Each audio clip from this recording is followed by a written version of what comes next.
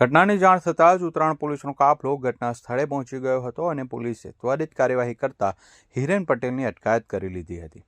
આરોપી નશામાં છે કે નહીં તેની પુષ્ટિ કરવા માટે તેનું મેડિકલ પરીક્ષણ કરાવવામાં આવ્યું હતું, જેમાં તે દારૂ પીધેલી હાલતમાં હોવાનું સામે આવ્યું છે। ઉત્તરાયણ પોલીસે હિરેન પટેલ વિરુદ્ધ ડ્રિંક એન્ડ ડ્રાઈવ તેમજ અકસ્માત સર્જવા બદલ ગુનો નોંધી કાયદેસરની ધરપકડ કરી છે। મળતી માહિતી મુજબ ગત મોડી રાતે મોટા વરાછામાં આવેલા દુખિયાના દરબાર પાસે હિરેન પટેલ પોતાની કાર લઈને પૂરપાટ ઝડપે પસાર થઈ રહ્યો હતો। પ્રત્યક્ષદર્શીઓના જણાવ્યા અનુસાર કારની ઝડપ એટલી વધારે હતી કે ચાલકે સ્ટીયરિંગ પરથી કાબુ ગુમાવ્યો હતો અને રસ્તા પર જઈ રહેલા બે બાઇક સવારને જોરદાર ટક્કર મારી હતી।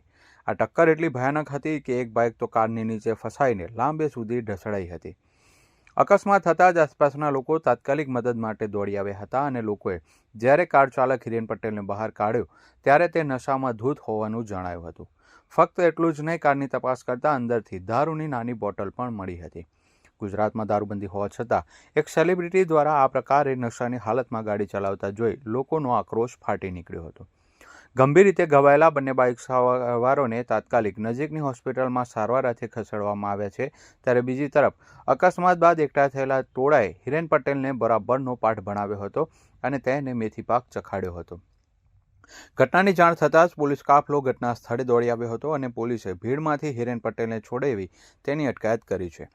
હાલમાં પોલીસ દ્વારા દારૂ પીવા અંગે અકસ્માત સર્જવા બદલ ગુનો નોંધી આગળની કાર્યવાહી શરૂ કરી છે।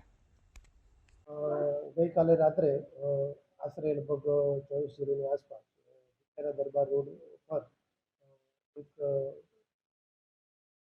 મારુતિ કારના ડ્રાઈવરે એક મોટરસાઇકલ સાથે એક્સિડન્ટ કરેલ અને એને જ્યારે ઊભા રહ્યા હતા બધા તો થોડા લોકો ભેગા થઈ ગયેલા અને જોયેલ તો નશાની હાલતમાં હોય એમ જણાય આવ્યું। તાત્કાલિક પોલીસ પહોંચી ગયેલી અને એના ઉપર કેસ કરી અને કાયદેસરની કાર્યવાહી ઉમરા બાજુથી આવતા હતા અને પોતે મૂળ જુનાગઢના રહેવાસી છે અને અહીંયા સુરતમાં રહે છે, હાલ જાવ કરે છે। તેના દરબાર રોડ પરથી પસાર થતા આ એક્સિડન્ટ બન્યો। નામ છે હિરેન હકાભાઈ બુવા, રહે જુનાગઢના છે અને તેઓ સોશિયલ મીડિયામાં ઇન્ફ્લુએન્સર તરીકે